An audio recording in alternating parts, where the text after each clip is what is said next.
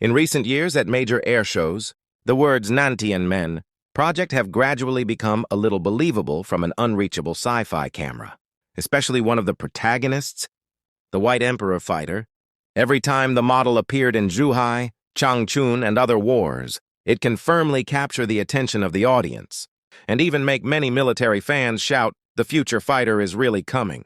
Let's take a look at his appearance. He is different from all our current fighter jets. With a pointed duckbill, wings can change shape, and his whole body exudes the breath of a future fighter. He is not a model to watch.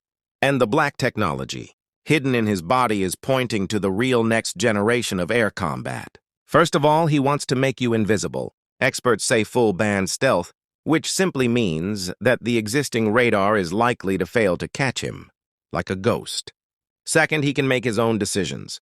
He can freely switch between pilot control and unmanned intelligence mode, and he can do the dangerous work himself. Finally, he is the ace in the system. In the larger story of the Southgate Project, White Emperor is the core protagonist.